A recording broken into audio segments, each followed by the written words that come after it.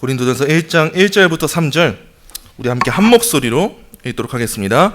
하나님의 뜻을 따라 그리스도 예수의 사도로 부르심을 받은 바울과 형제 소스데네는 고린도에 있는 하나님의 교회 곧 그리스도 예수 안에서 거룩하여지고 성도라 부르심을 받은 자들과 또 각 처에서 우리의 주 곧 그들과 우리의 주 대신 예수 그리스도의 이름을 부르는 모든 자들에게 하나님 우리 아버지와 그리스도로부터 은혜와 평강이 있기를 원하노라. 아멘.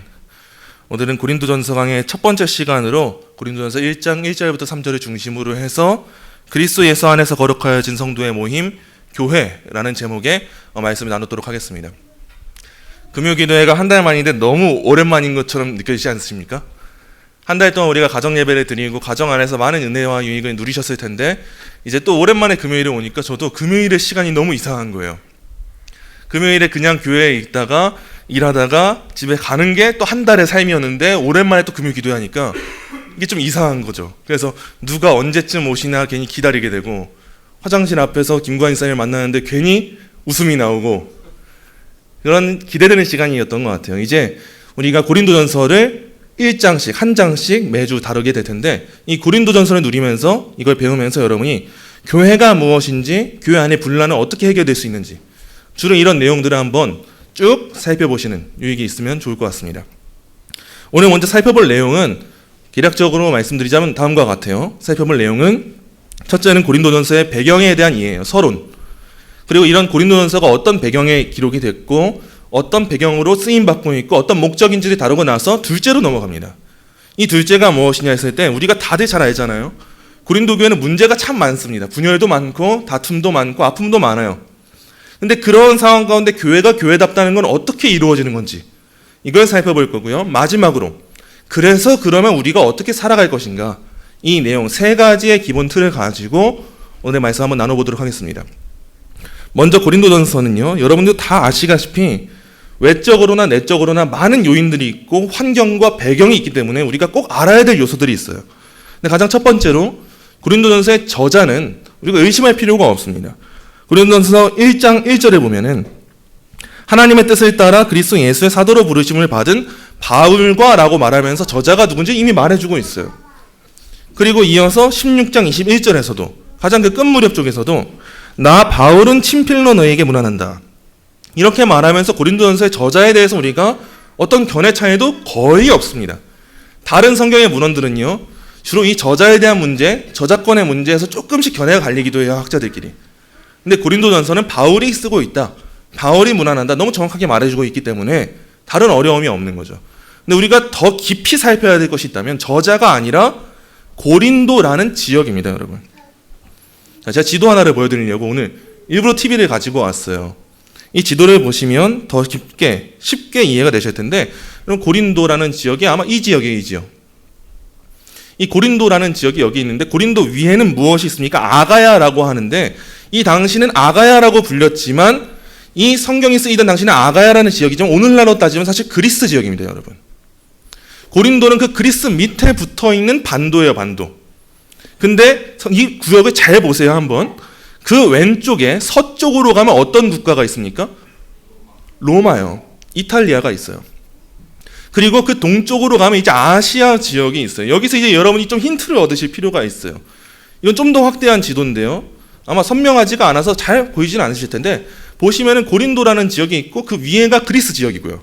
옆으로 아시아 지역이 쭉 있고 왼쪽으로 위에 쭉 올라가면 이탈리아 로마 지역이 있다는 거예요. 여기서 우리가 보는 포인트가 있습니다. 그게 뭐냐? 우리가 고린도라는 지역을 이해할 때 봐야 되는 내용은 이거예요. 고린도는 고대 그리스의 도시 국가인데 그리스 중남부에 밑쪽에 있는 반도 지역의 반도 지역. 그런데 이 위치가 너무 기가 막힙니다, 여러분. 북쪽에서 3.2km 북쪽으로 좀만 올라가면 고린도 위에 레카이온이라는 항구가 있어요. 그래서 이 항구는 주로 어디로 가겠습니까? 레카이온이라는 항구가 이쯤이에요, 이쯤. 이 항구에서 어디를 가겠습니까? 주로 이쪽에서는 서쪽으로 가서 이탈리아 쪽으로 갈 수 있는 통로가 고린도 지역에 있었던 거예요. 근데 또 동쪽으로 9.6km 정도 가게 되면요. 갱그레아 항구라고 있는데 우리가 한 번쯤 성경을 읽다 보면 갱그레아 항구 들어보셨을 거예요. 사도 바울의 전도 여행에서. 이 갱그레아 항구가 이쪽에 있을 텐데 이쪽에서 동쪽으로는 어디를 갑니까? 아시아 지역을 갈 수가 있어요. 이 사진에서 보시면. 그래서 많은 성경학자들과 이 지리학자들은 이 고린도라는 지역을 이야기할 때 어떻게 말하냐? 별명을 붙여서 얘기하는 거예요. 두 항구의 도시다. 그래서 고린도는 위쪽에 있는 그리스로도 갈 수 있고요. 서쪽에 있는, 북서쪽에 있는 이탈리아로도 갈 수가 있고, 로마로도 갈 수 있고, 동쪽에 있는 아시아 지역으로도 갈 수 있는 정말 교통적으로 아주 좋은 위치에 있는 도시였다. 라는 사전적인 이해를 여러분이 먼저 가지고 있으셔야 돼요. 그래서 이 고린도는 역사적으로 한 번은 파괴됐던 적이 있는 도시예요. 로마라는 국가를 돕지 않고 자기들의 연맹을 지켜서 로마가 화가 나서 붕괴시켰던 도시인데 어쩔 수 없이 로마는 결국 다시금 이 고린도를 다시 세웁니다. 그 이유가 뭔가요? 지리적으로 너무 좋았기 때문이에요. 그렇게 다시 세워진 도시가 이 그리스 안에서 있었던 이 고린도인데, 잘 보세요. 고린도는 사실 지역적으로 어디 문화의 영향을 많이 받을까요? 그리스예요. 원래 그리스의 도시 국가였기 때문에 고린도는 자연스럽게 그리스의 모든 문화와 법과 철학적인 배경을 다 따오는 도시가 고린도예요, 여러분. 근데 대부분 우리가 세계관을 이번에 살짝 배웠지만 철학사를 보시면요, 그리스, 헬라 철학의 영향력이 얼마나 막강한지 여러분이 나중에 또 배우게 되실 거예요. 이 헬라 철학, 그리스 철학의 대부분의 기원이 뭐였냐 했을 때 이원론이에요. 흔히 두 가지로 나누는 거예요. 영적인 영역, 초자연적인 영역은 매우 탁월하고 좋은 건데 육체적인 영역, 자연적인 영역은 우리가 어서 벗어나야 될 거다라고 보는 게 주로 헬라 철학이에요. 그리스 철학이에요, 그게. 그래서 이 당시에도 이 고대 그리스에 있었던 문화가 뭐냐 했을 때 우리가 흔히 신학적으로는 영지주의라고 하죠. 특별한 영적인 지식만 추구해서 인간의 몸을 낮게 보고 인간의 놈을 계속 죽이고 어서 벗어나야 될 걸로 보는 거예요. 이런 문화의 영향을 받은 게 고린도예요, 먼저. 근데 그런 고린도를 로마가 점령하게 되면서 서쪽에서 로마의 문화까지 들어오게 된 도시가 고린도라는 거예요. 기본 배경은 그리스입니다, 여러분. 꼭 기억하셔야 돼요. 기본 배경은 그리스, 헬라. 근데 갑자기 새로운 문화가 들어오네요. 로마에서 문화가 들어오네요. 아시아에서 문화가 들어오네요. 아시아 쪽에 주로 신비 종교가 들어오네요. 이런 여러 가지 종교와 문화가 다 총체적으로 몰려든 도시가 있는데 그게 어디냐 했을 때 우리가 이제는 고린도구나. 이 이해를 가질 수가 있어야 돼요.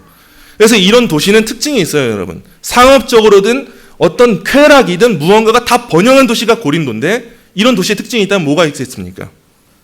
종교와 성적인 영역이 타락하게 된다는 게 핵심이에요.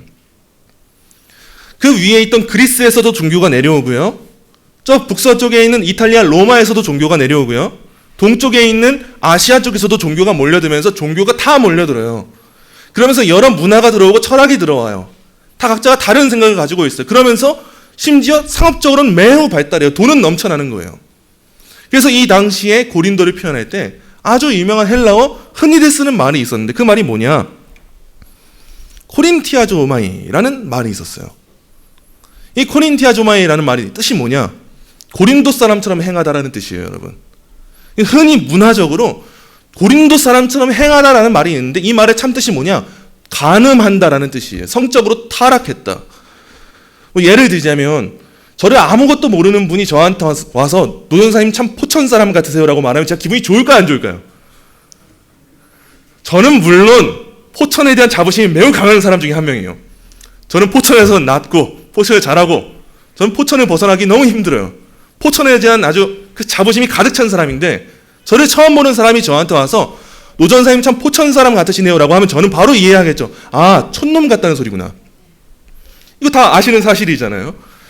근데 이 당시에 있었던 문화 가운데 이런 말이 있었다는 거예요. 고린도 사람처럼 행한다. 이 말의 뜻이 뭐냐 했을 때 그 지역의 배경과 문화를 다 보여준다는 거예요. 고린도 사람처럼 행합니다. 이 말의 뜻은 간음하군요. 성적으로 타락했군요.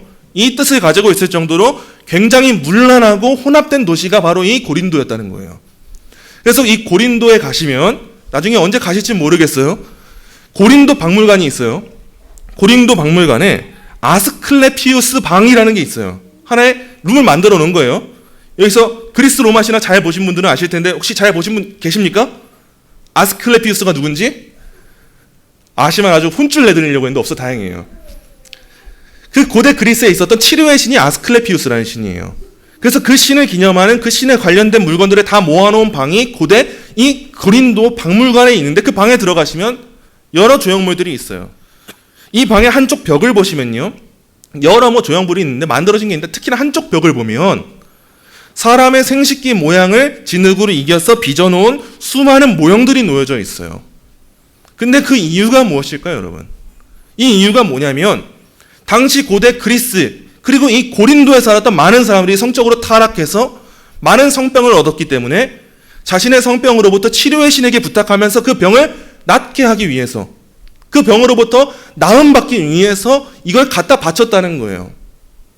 그렇다면 우리가 고린도라는 도시가 어떤 도시였는지 어느 정도는 이해할 수 있겠죠.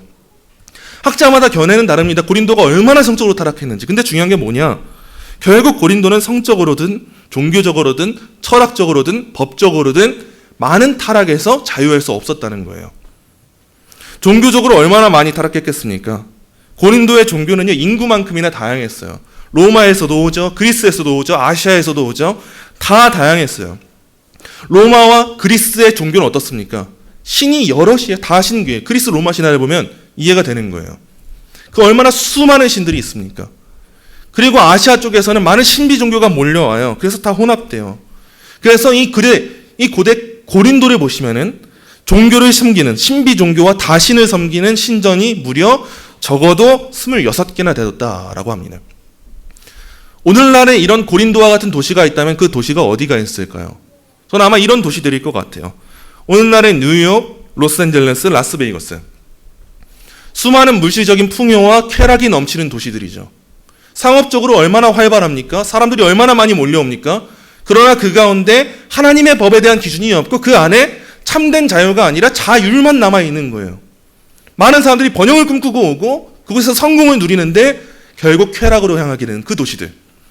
그 도시들과 같은 곳이 우리가 오늘부터 보게 되는 고린도였다는 거예요.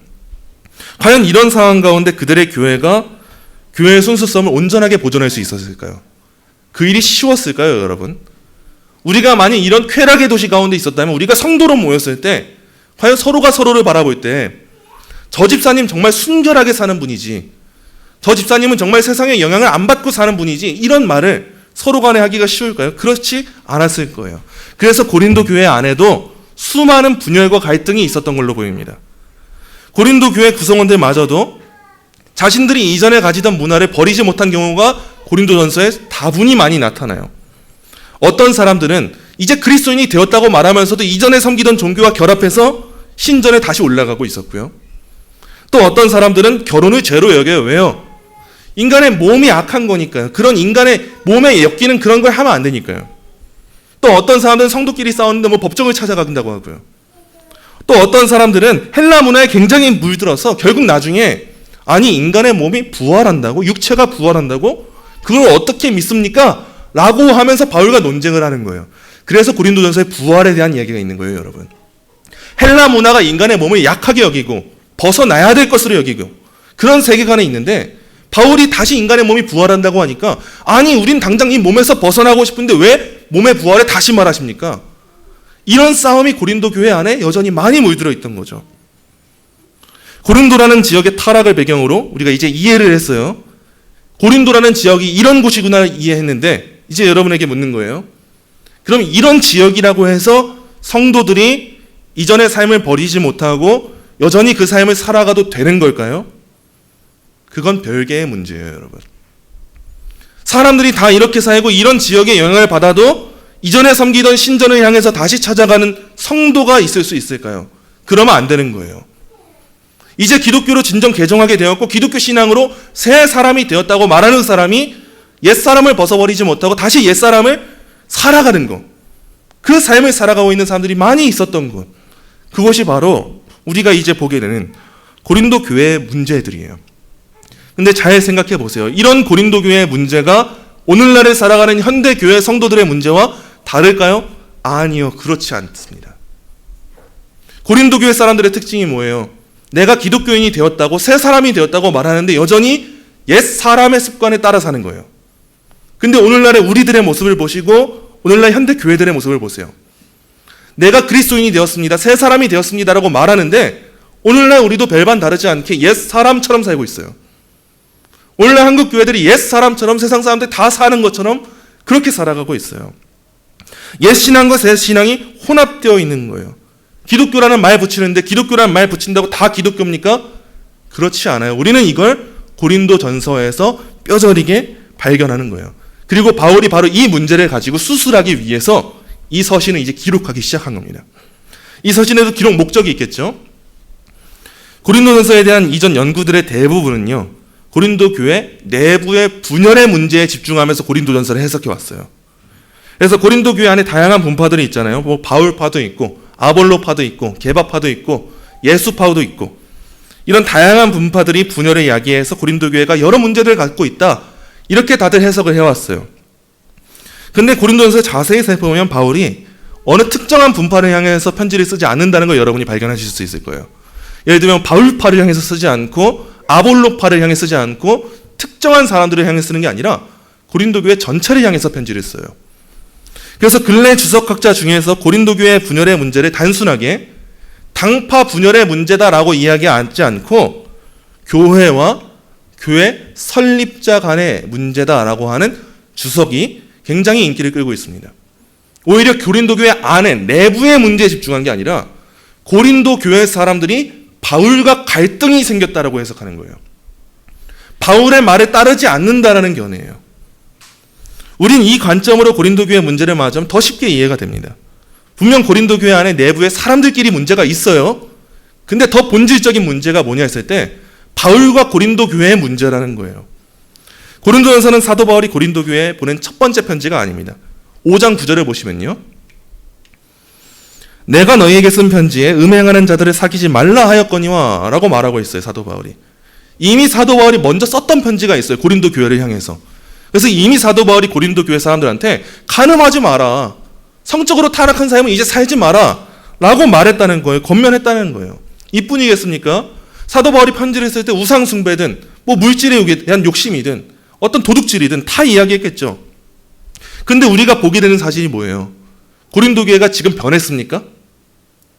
이전에 사도 바울이 편지를 썼는데 지금 고린도 교회의 문제를 볼 때 고린도 교회는 지금 변하지 않았어요.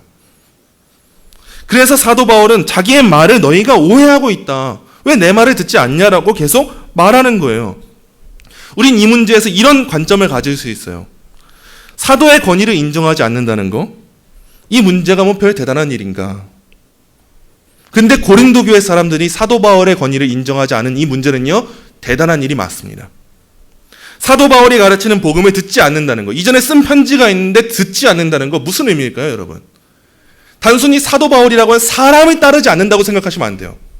사도 바울이 전하고 있는 복음의 가르침을 권위 없게 여기고 있다는 거예요. 단순히 사도 바울을 따르지 않는다의 문제가 아니라 사도 바울이 전한 그 복음의 내용, 성경의 내용, 하나님의 메시지를 고린도 교회 사람들은 지금 권위 있게 여기지 않고 따라가고 있지 않다는 거예요. 그래서 이전에 말했는데도 틀어먹질 않는 거예요. 다 자기 하고 싶은 대로 자기중심적인 신앙으로 내가 이전에 해오던 식으로, 익숙했던 식으로, 내 만족이 충족되는 식으로 지금 신앙생활을 하고 있다는 거예요. 그래서 고린도 전서에서는 아직 선명하게 드러나지 않는데요, 점점 고린도 후서에 가잖아요. 바울과 고린도 교회 사람들 간의 갈등이 커진다는 걸 여러분이 발견하게 되실 거예요. 분명 처음에는 큰 문제가 아니었습니다.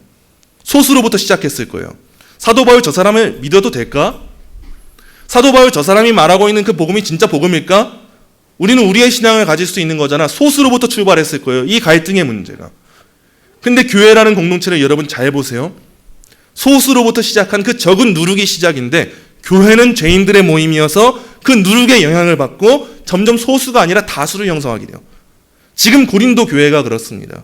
처음에는 그냥 사람들끼리 싸우는 줄 알았죠. 그냥 나는 아볼로파야, 게바파야, 누구파야 말하면서 서로 싸우는 줄 알았는데 시간이 지나니까 우리 저 바울 따라가면 안 돼라는 그 정도 수준에까지 이르게 된 거예요. 이 문제가 단순하게 바울에 대한 불신이 아니에요, 여러분. 우리 이렇게 인간론적으로만 접근하면 안 돼요. 사람만 보면 안 돼요. 사람을 따르지 않는 동시에 그 안에 내포된 하나님의 말씀을 따르지 않는 고린도 교회의 문제를 여러분이 철저하게 보셔야 여러분의 신앙 또한 그릇된 길로 세워나가지 않을 수 있어요.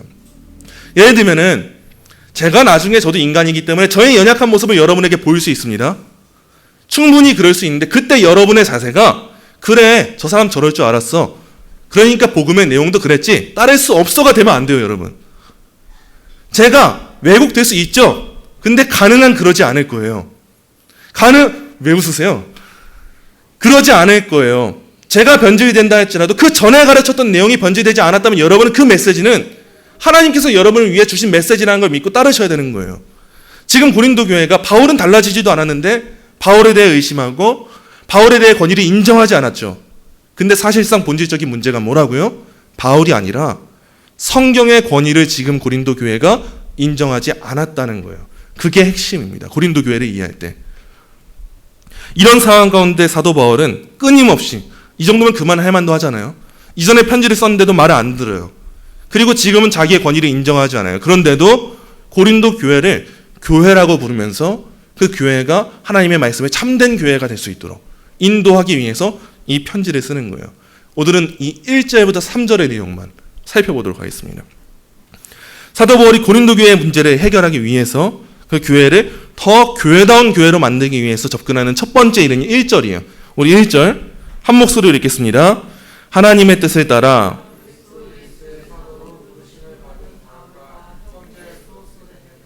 아멘. 오늘날 현대 교회는요 다 권위라고 하면 아주 알레르기 반응을 일으켜요. 그냥 권위라는 말만 들어가면 아주 그냥 교회를 안 나와요. 그래서 어떤 식으로든 교회 내에서 권위를 없애기 위해서 얼마나 노력합니까? 분명 권위주의를 취하는 것은 잘못된 일이 맞아요, 여러분. 여기서 우리가 구별해야 돼요. 권위 자체와 권위주의는 다르다는 거예요. 권위주의적인 교회는 잘못된 게 맞아요. 그러나 교회에 권위가 있다는 건 성경적 사실이라는 걸 여러분이 아셔야 됩니다. 우리는 분별해야 돼요.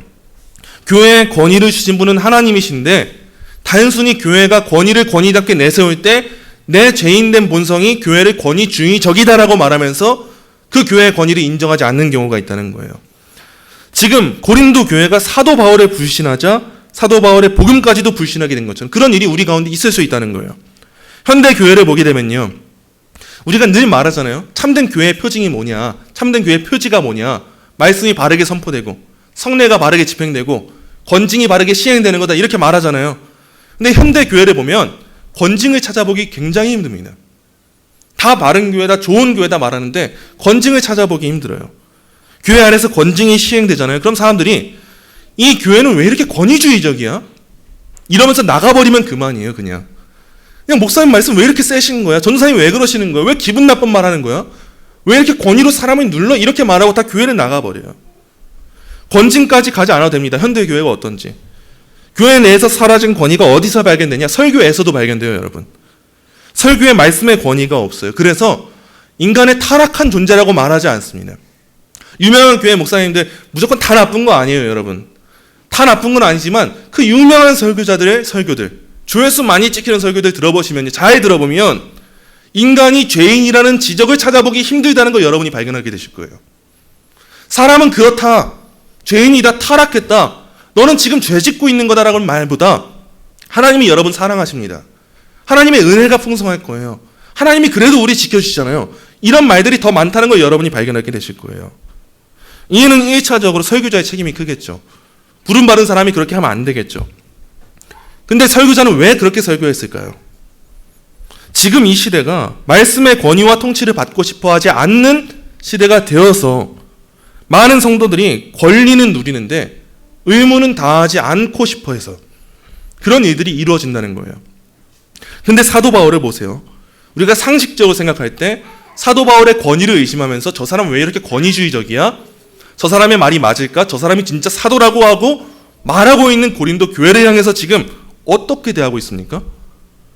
오히려 그 권위를 더 입증해버려요. 그냥 그래 너네 그렇구나. 근데 잘 들어. 나는 신적 부르심을 받았어. 나는 신적 부르심을 받았습니다. 나는 하나님의 뜻을 따라 부르심을 받았습니다. 나는 그리스도 예수의 사도입니다. 라고 오히려 권위를 입증해버려요. 그 이유가 뭘까요, 여러분? 이 권위가 입증되지 않는 한 사도 바울이 전하는 말씀의 권위 또한 입증이 되지 않을 것이기 때문이에요. 그 말씀의 가치를 드러내놓기 위해서 나는 실제로 하나님이 세우신 사람이고 내가 잘못한 게 있냐? 하나님이 세우신 이 말씀을 너네가 듣지 않으면 너희는 그게 인정하지 않는 거야, 권위를. 이렇게 오히려 접근해 버리는 거예요. 우리가 앞으로 살펴보겠지만 고린도 교회는요, 말씀의 권위를 온전히 인정하지 않으면서 다양한 문제를 낳는 교회예요. 이전에 자신들이 살아오던 삶의 방식을 버리지 않고 그걸 취하면서 신앙생활도 하려고 하는 교회가 고린도 교회예요. 우리가 생각하기로 이제 사도 바울이 다양한 해결책을 내놓으면서 그 문제를 해결해야 될 것 같잖아요. 근데 다양한 문제를 주지 않습니다. 오히려 문제를 주지 않고 권위를 줘요. 그리고 더 본질적인 해결책을 제시하면서 고린도 교회를 해결합니다. 이제 2절을 보시면 더 본질적인 해결책이 뭔지 발견하실 수가 있어요. 우리 함께 읽겠습니다. 고린도에 있는 하나님의 교회 곧 그리스도 예수 안에서 거룩하여지고 성도라 부르심을 받은 자들과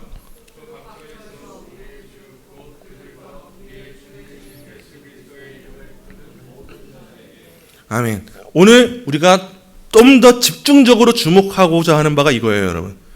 그리스도 예수 안에서 거룩하여지고 성도라 부르심을 받은 자들. 이게 사도 바울이 문제를 해결하는 본질적인 해결책입니다. 우린 늘 교회 안에서 문제를 대할 때 너무 쉽게 문제를 해결하려고 하는 경향이 있어요. 그냥 고린도 교회의 다양한 문제로 예를 들어 설명하자면 교회 안에서 분파를 만들어서 싸우고 있는 사람들이 있어요. 그러면 우리는 어떻게 그들을 해결합니까? 그냥 마음이 더 넉넉해 보이는 사람한테 가서 그래도 집사님이 참아 이러면서 해결하죠. 우리는 그냥 문제에 바로 접근해버려요. 우리는 그래서 집사님이 참으세요. 아니 집사님이 아예 눌러버리세요. 그냥 우리는 문제에 바로 다가가 버려요. 우리들 마음이 넉넉해 보이면 그냥 해결하라고 하죠. 아니면 더 옳은 일을 한다고 생각하는 사람한테 힘을 실어줘요. 교회 안에서 간음하는 사람이 있잖아요. 그럼 우린 너무 쉽게 그냥 간음하지 마세요라고 말할 거예요. 그냥 문제에 직접적으로 가버려요. 근데 사도 바울은 그렇지 않습니다. 우리가 사도 바울의 서신을 보면서 늘 감탄하는 게 뭐예요? 사도 바울은 항상 문제의 표면적인 것 때문에 움직이지 않아요. 늘 본질적인 걸 향해서 그걸 진짜 꿰뚫고 아주 수술을 해버리는 게 사도 바울이에요. 우리가 로마서에도 살펴보았기 때문에 알 수 있지만 사도 바울은 성도의 순종하는 삶을 충분히 말해줘요. 너는 이제 새롭게 살아가라 말하는데 사도 바울이 무엇부터 말하고 그렇게 살라고 말합니까? 우리 존재의 변화예요. 하나님이 하신 일을 먼저 말하고 나서 우리 사람이 해야 될 일이 무엇인지를 말하는 게 사도 바울의 접근 방식이에요. 사도는 그 말 많고 탈 많은 그린도 교회를 향해서 우리가 보기에 과할 정도의 정체성을 심어주죠. 그리스도 예수 안에서 거룩하여지고 우리 인간적으로 접근하면 고린도 교회는 거룩하여진 교회가 아닙니다. 여러분 아니 저 사람들 저렇게 타락했으면서도 교회라고 말해야 정상인데 사도 바울은 지금 그 고린도 교회를 향해서 거룩하여지고라고 말해요. 이미 그렇게 됐다. 이게 무슨 말입니까? 지금 적어도 고린도 교회는 거룩하여지는 중이야 라고 말한 것도 아니라 이미 거룩해졌다라고 말해요. 여기서 거룩하여지고에 해당할 헬라어 헤기아스 메노이스 이 말은요 이미 수동적으로 완료된 일을 의미해요. 끝난 거예요. 이미 그 사람들이 해서 그렇게 된 게 아니라 다른 사람에 의해서 이미 완료돼버린 일을 말하는 게 이 거룩하여지고예요. 이 말이 무슨 뜻입니까? 이 사람들이 지금 실제적으로 거룩하여지는지 거룩해지는 중인지 거룩한지가 중요한 게 아니라 하나님이 이 사람들을 이미 거룩한 존재로 만들어버렸다는 걸 말해주는 거예요. 우리 인간적인 생각으로 보면 이 사람들 거룩한 사람들 절대 아닙니다. 여러분 근데 하나님이 이미 그 사람들을 거룩하게 만들어버렸다라고 사도 바울은 지금 말해주는 거예요. 우리는 늘 성도의 성화를 생각할 때 과정으로만 생각하는 경향이 있어요. 점진적으로요. 그래서 우리는 늘 거룩해지는 중이지 이거에 접근합니다. 맞습니다. 우리는 거룩해지는 중이에요. 성화는 그렇게 점진적인 과정인 것도 맞아요. 근데 우리가 그래서 놓치는 게 있어요. 성경에서 발견되는 성화는요 그런 과정만을 말하는 게 아니라 이미 선포되고 끝나버린 사건도 성경이 다루고 있어요. 마치 칭의가 그런 것처럼 양자가 그런 것처럼요. 오히려 확정적이라고 말하는 사람이 있어요. 이게 성경에서 우리가 발견하는 거룩이에요. 여러분 고린도 교회가 지금 그렇다는 것처럼요. 이걸 가장 잘 밝힌 사람이 있는데 웨스민스터 신학교의 교수였던 존 머레이라는 사람이 있는데 이 사람이 이렇게 말해요. 길지만 글씨 작지만 제가 한번 쭉 읽어드릴게요. 신약 성경에서 성화를 가리키는 가장 특징적인 용어들이 과정이 아니라 단번에 확정적인 행위에 대해 쓰인다는 것은 너무도 자주 간과되는 사실이다. 성경에서 쓰이는 성화는 과정만이 아니라는 거예요. 이미 끝난 사건도 말한다는 거예요.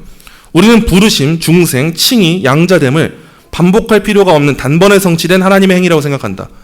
단번에 성취된 건 이런 것들이죠. 우리가 흔히 그것들은 본질상 확정적이다. 그러나 신약 성경의 가르침 중 상당한 부분이 성화도 이 부분에 넣고 있다는 거예요.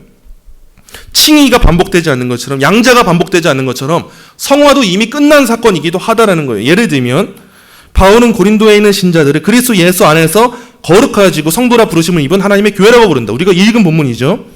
그리고 후에 같은 서신에서 그들이 씻음과 거룩함과 의롭다 하심을 얻었다는 것을 그들에게 상기시킨다. 바울이 그들의 성화를 효과적 부르심, 성도라는 그들의 정체성, 중생, 칭의와 등치시키고 있다는 것은 명백하다, 명확하다. 우리는 성화를 생각할 때 늘 과정만 생각해서 아직 나는 덜 성화됐어 라고만 접근하는데 성경에서 발견되는 성화의 개념은 이미 끝난 사건이기도 하다는 거예요. 바울의 다른 서신들을 보시면요. 에베소서에 가시면 그리스도께서 교회를 사랑하시고 그 교회를 위하여 자신을 주심같이 하라. 이는 곧 물로 씻어 말씀으로 깨끗하게 하사 거룩하게 하시고 과거 시제예요. 그런 중이다가 아니라 이미 하셨다는 거예요. 하나님이. 그리고 사도행전 20장 32절을 보시면 지금 내가 여러분의 주와 및 그 은혜의 말씀을 부탁하노니 그 말씀이 여러분을 능히 든든히 세우사 거룩하게 하심을 입은 모든 자 가운데 기업이 있게 하시리라. 거룩하게 하심을 입은 모든 자, 완료 시제입니다. 여러분. 이미 거룩하게 된 자라는 거예요. 성도라는 존재가. 26장 18절에서도요. 그 눈을 뜨게 하여 어둠에서 빛으로 사탄의 권세에서 하나님께로 돌아오게 하고 죄사함과 나를 믿어 거룩하게 된 무리 가운데 기업을 얻게 하리라 하더이다. 완료 시제예요. 또 거룩하게 된 무리예요. 성도가. 우리가 성화에 있어서 점진성을 주목하지 않아야 된다는 건 아니에요.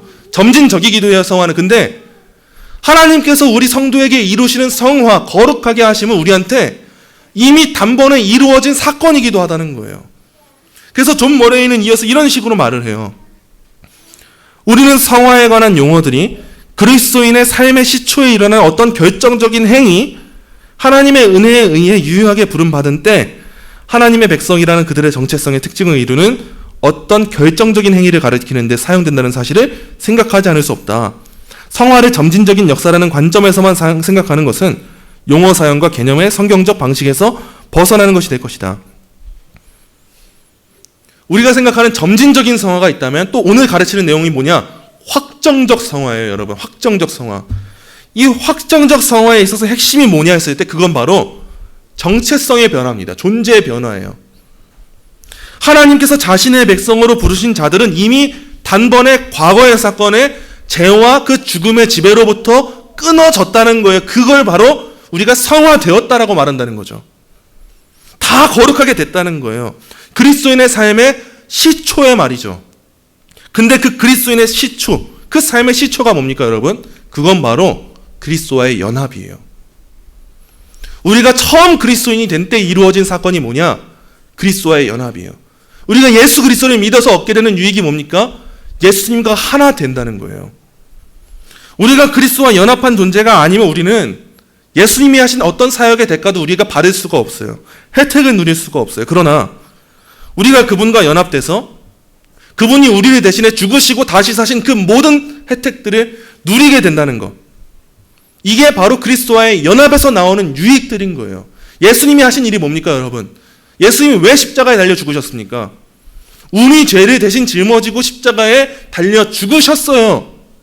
이미 완료된 사건이에요. 여전히 우리 죄를 위해서 예수님이 십자가에 못 박히고 계시지 않아요. 그걸 계속하면 그게 로마 카톨릭의 그 성찬론이에요. 성찬론.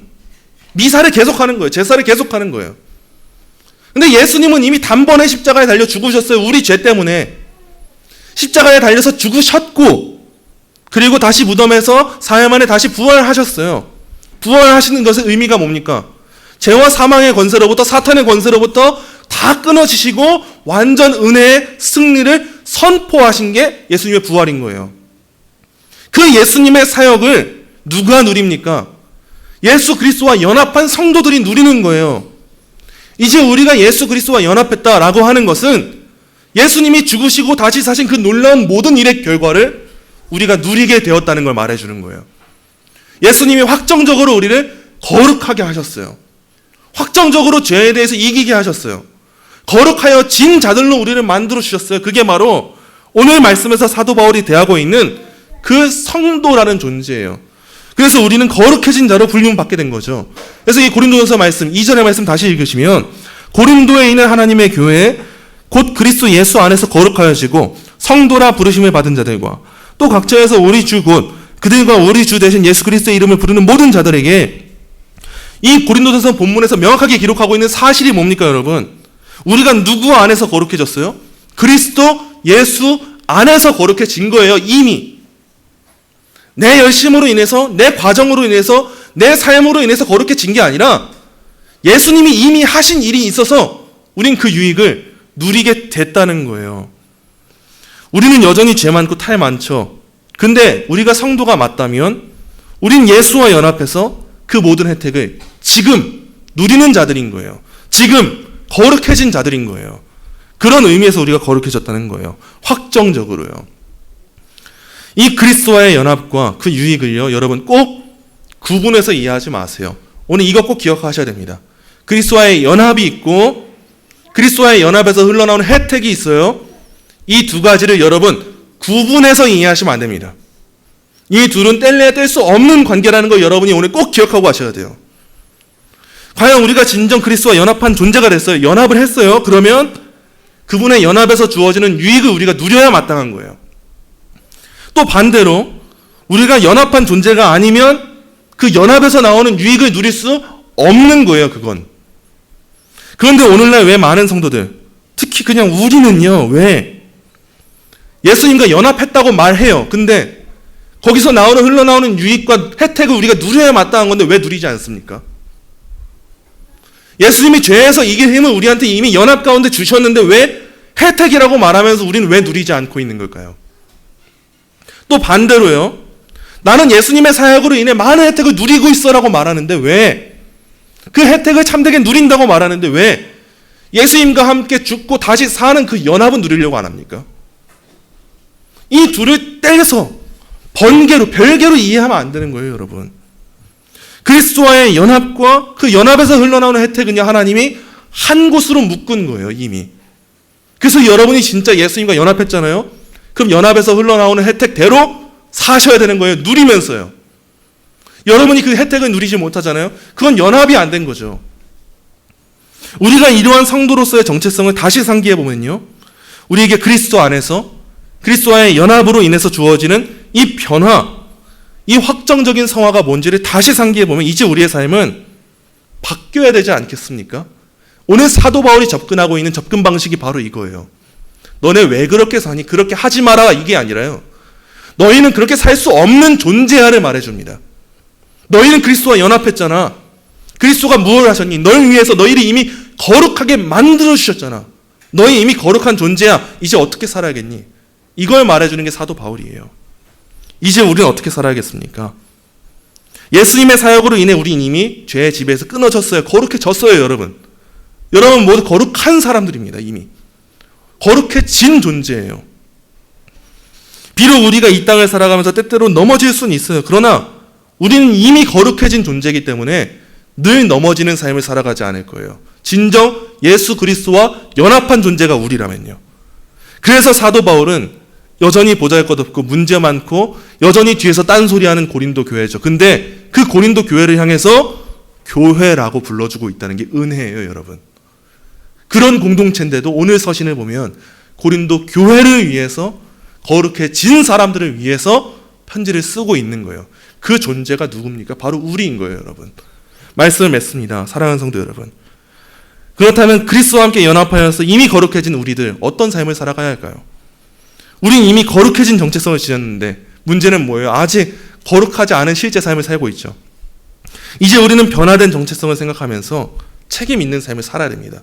예수님이 하신 그 일을 생각하면서 내가 이미 거룩해졌구나를 생각하면서 살아야 돼요. 그 삶의 내용을 고린도전서에서 이제 쭉 마주하게 되실 거예요. 1장 10절입니다. 형제들아, 내가 우리 주 예수 그리스도의 이름으로 너희를 권하노니 모두가 같은 말을 하고 너희 가운데 분쟁이 없이 같은 마음과 같은 뜻으로 온전히 합하라. 이제 우리는 말씀의 권위에 순종하면서 예수님이 우리를 한 곳에 묶으셨다는 걸 기억하면서 교회 내 분열을 회복해야 돼요. 실제로 우리가요. 우린 거룩해진 자들이니까요. 그리고 고린도전서 1장 18절을 가시면 십자가의 도가 멸망하는 자들에게는 미련한 것이요 구원을 받는 우리에게는 하나님의 능력이라. 여러분 더 이상 그리스도의 십자가를 미련하게 만들지 마세요. 여러분 스스로요. 나는 그리스도와 연합한 사람이야 라고 말하는데 왜 삶이 예수님의 십자가를 미련하게 만듭니까? 그러면 안 되는 거예요. 우리의 삶에 나타나야 될 능력은 뭡니까? 하나님의 능력이에요. 내 능력이 아니라 하나님의 능력이에요. 우리가 그리스도와 연합했다면 이제 우리가 누려 마땅한 그 혜택의 삶은 하나님의 능력이 드러나게 하는 삶인 거예요. 예수님과 하나 되었기 때문에 이제 저와 여러분이 그 삶을 살아가는 거예요. 앞으로 다루게 될 많은 문제들이 있습니다. 고린도 교회는 정말 문제가 많아요. 그리고 이게 다 우리가 신앙생활하면서 마주해야 될 문제들이기도 해요. 그 가운데 우리가 지녀야 될 자세는 우리의 정체성을 상기시키는 거예요. 아, 나는 거룩하여 진자구나. 아, 나는 그리스도와 연합한 자구나. 아, 예수님이 나를 위해 이미 죽으셨고 다시 사셨구나. 내가 이제 그걸 누리고 사는구나. 이 옛 자아와 새 자아 사이의 이 분열이 아니라 이젠 그저 새 자아로, 새 사람으로 이제 우리가 살아가야 하는 겁니다. 그 삶을 이제 살아갈 수 있는 저와 여러분, 우리 동행교회가 되기를 간절히 소망합니다.